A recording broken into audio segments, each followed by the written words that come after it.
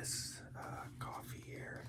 Just gonna make some and get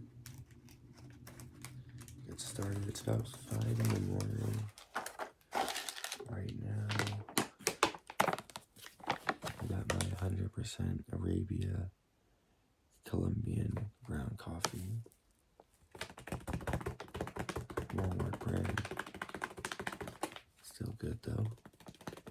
113 cups. Medium dark roast, bright and fruity. It's not bad.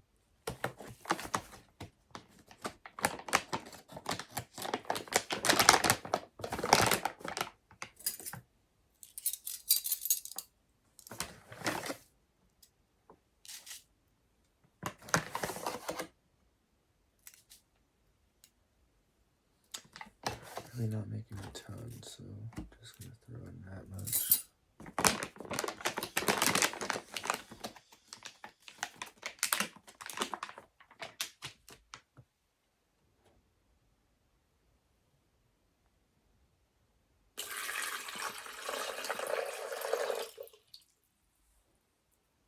There we go.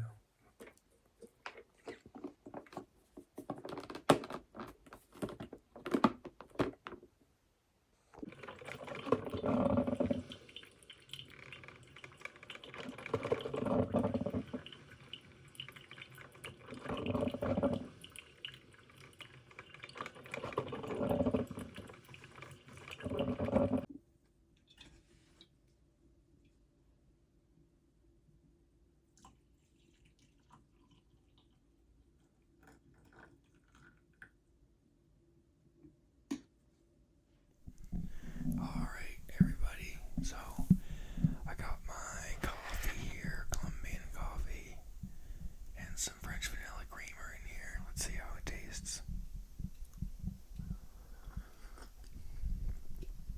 Actually, it tastes really good. So, I think this has been, over 20 days since the last time I made one of these. And a lot has happened, so I guess we'll talk about that today. So, first of all, I hope everybody is doing well and that everything's going well for everybody who's watching. That your goals are coming into place, and it's summer and things are starting to go better, and it's getting warmer and it's getting nicer out. So, I hope everything's kind of coming into place for this summer here.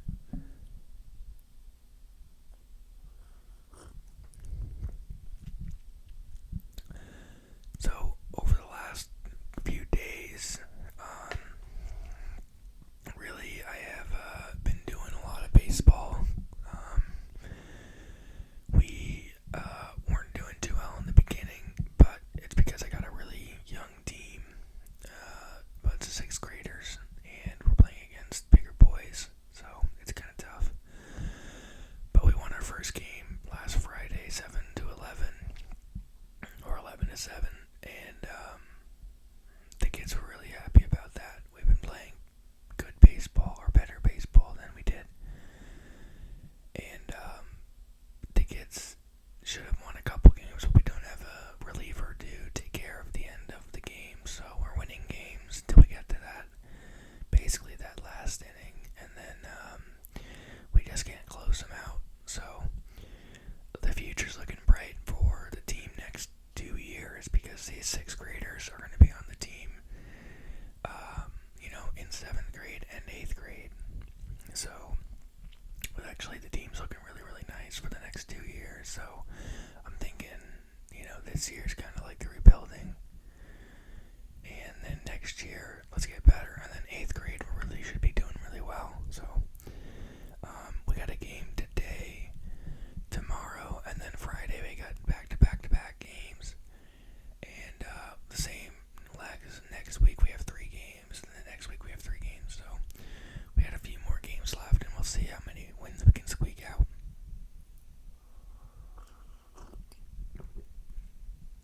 But April break happened.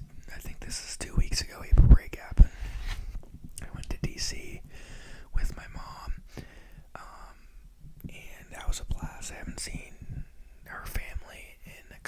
years now.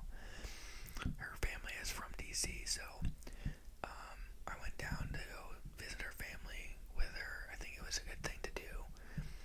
I remember she asked me to go a couple years ago, and I said I wouldn't go because I wanted to basically just chill at home. But I think it was definitely worth it to go down there.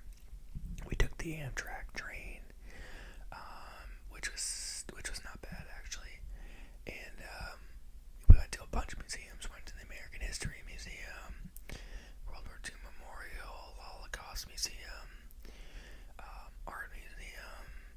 We went to Arlington Cemetery. I'm sure I'm forgetting a thing, but we went to a bunch of stuff. Lincoln Memorial, Jefferson Memorial.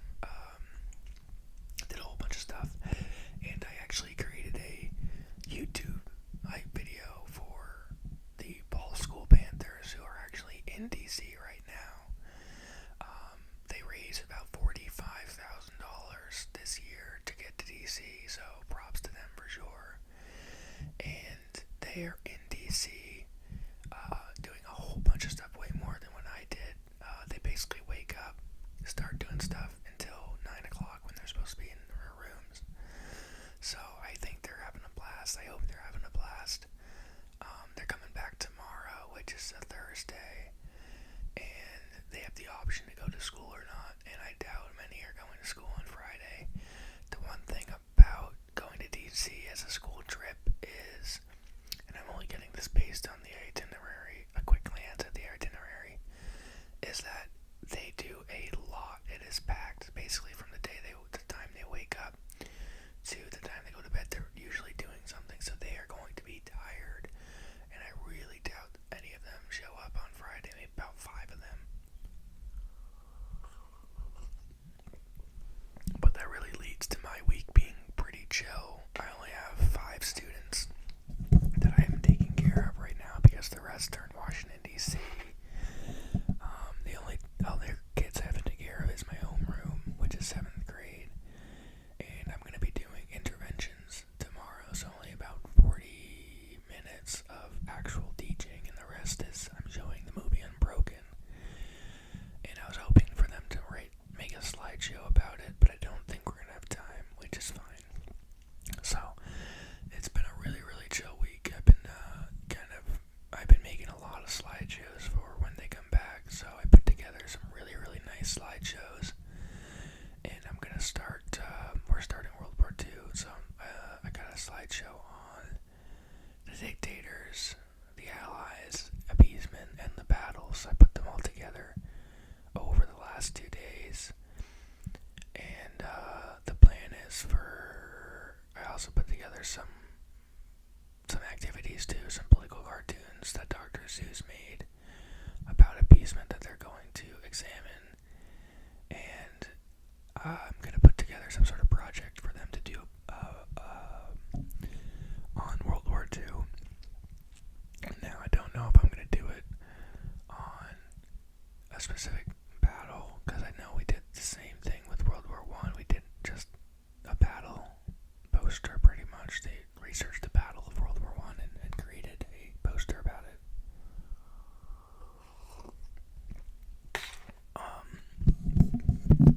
So I don't know if I want to do that. I would love for them to have, if I can, have even more choice. So choose like a person, choose like a topic, something, and then they do it.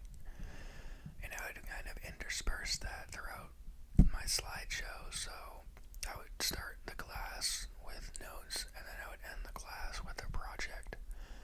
And I do that a couple days in a row. But yeah, I got a lot of stuff done, so I'm actually really feeling pretty confident about the week when the 8th grade comes back. So, I think I'm gonna get more stuff done. I gotta get the notes set up for them for the battles slideshow, which is a long one. I think it's around like 40 slides. It's a lot, so it's definitely gonna be broken up into 2 or 3 days.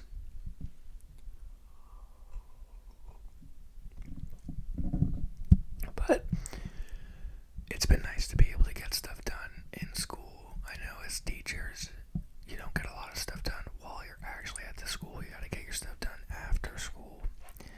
And it's been really good to get stuff done while I'm actually there. I go home and I pretty much feel good that I got a lot of stuff done.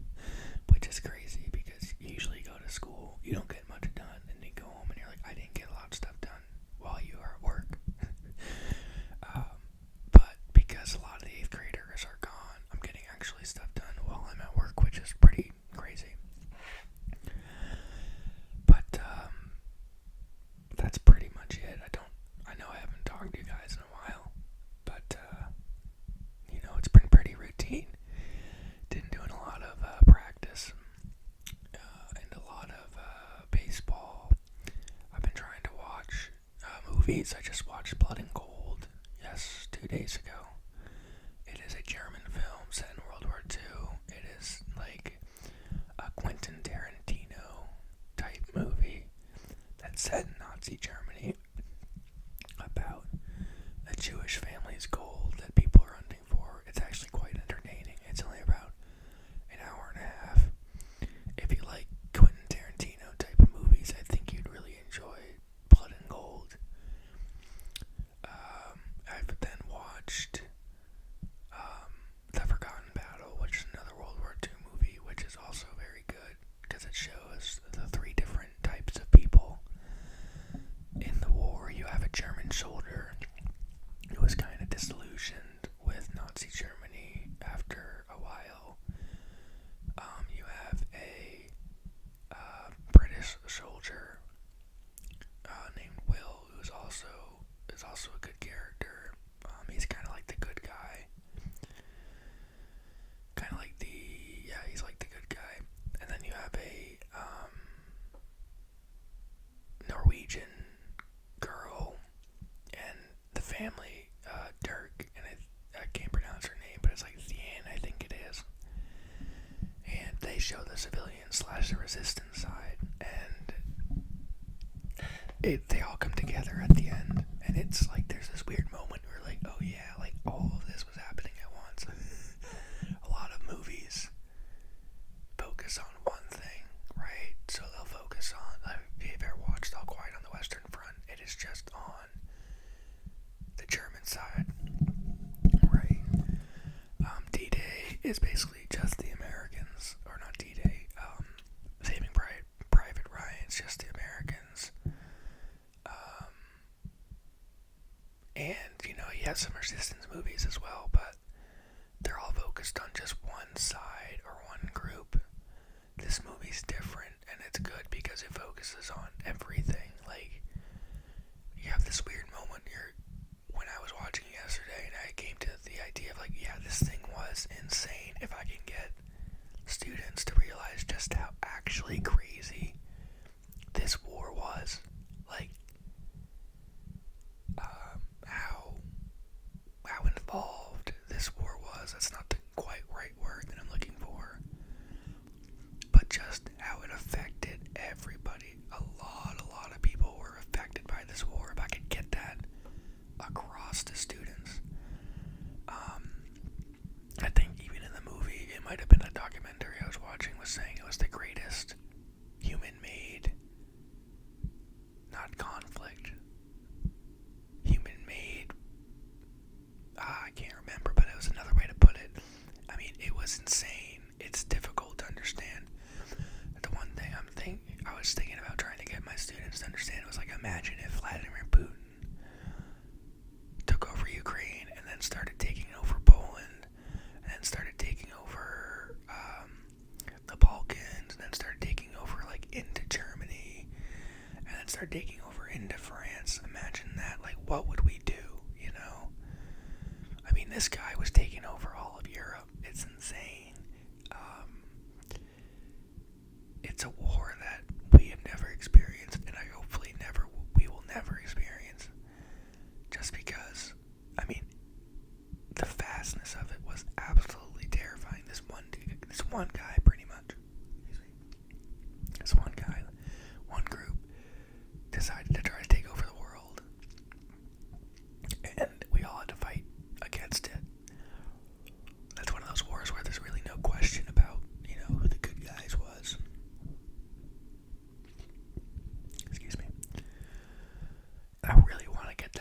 lots of students, like, this was probably one of the most important events in human history, especially recent human history. We know about the Roman Empire, we know about Alexander the Great, and how they took over a whole bunch of land and such. And that's basically what Adolf Hitler was wanting to be. In my view, he wanted to be the next Alexander the Great. He wanted to go down in history as the leader of the Roman Empire. I mean, the Third Reich. I mean, there's really no debating that. And then he also had this crazy idea of race, too. I mean, it just didn't want to be Alexander the Great. He was actually insane. The whole idea of race in space, like, Germans are the superior people, and we deserve Lebensraum and space for ourselves. You know, we're going to enslave the Slavic people. We're going to exterminate the Jews. It is absolutely, utterly insane if you really think about it. Just this one guy's mind is crazy, and a lot of people decided to go with it. It's insane. And I think I want to get that across to students, just how utterly crazy this whole situation was, and that we had to have, 15, 20 nations come together and defeat this, because it is crazy.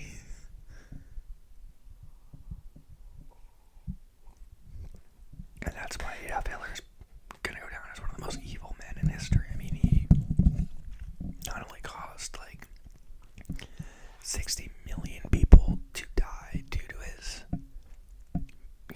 military conquests and starting this whole war, he also had this terrible Holocaust and T4 extermination, euthanasia of handicapped people.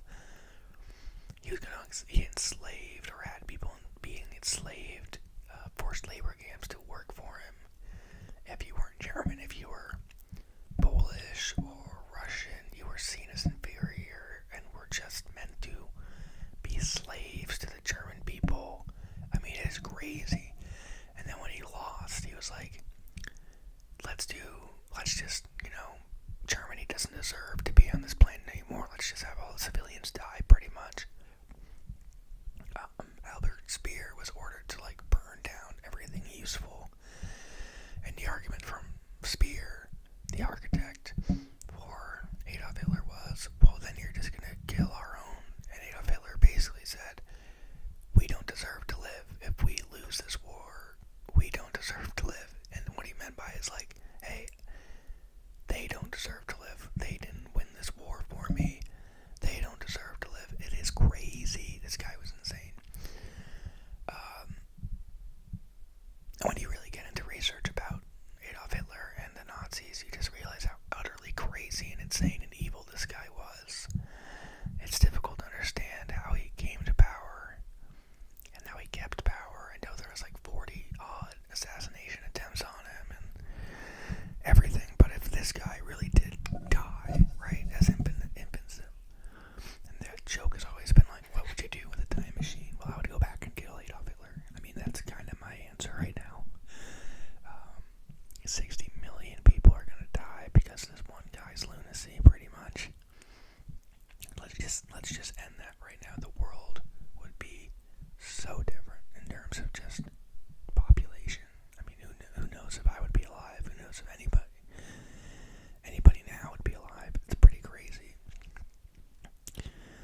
But I want to get that idea and that idea involved in my students, just for them to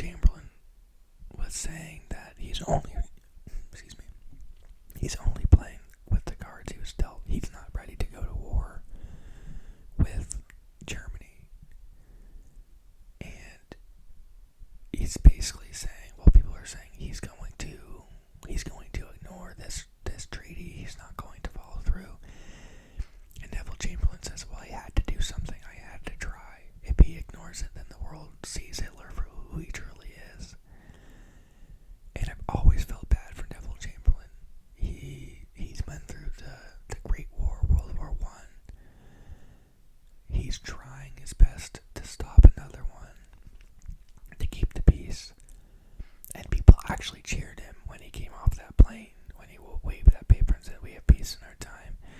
And then when war did start, everybody really vilified him and was like, you were too nice to Hitler. But in Neville Chamberlain's defense, what the heck was he supposed to do? Either we start war now, or we start war later. And it's difficult to see if anything would have been different. It's not like when he was fighting a war on two fronts, he didn't invade Russia. He still invaded Russia. Granted, he had taken France at that point.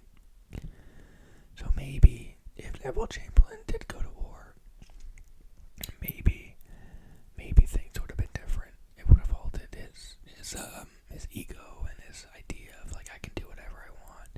Sure, but history is 2020, and if you are in Neville Chamberlain's shoes, you probably are going to try to avoid war. So I always felt bad for Neville Chamberlain. He goes down in history as the appeaser, but if you look at it from his viewpoint, he's just trying to do what's best for his country, and I think I got that into my slideshow okay. But yeah, I've been ranting and raving about World War II. It's just been on my mind a lot. But we got three games. I think I'm gonna get a video out this weekend, talking about those games.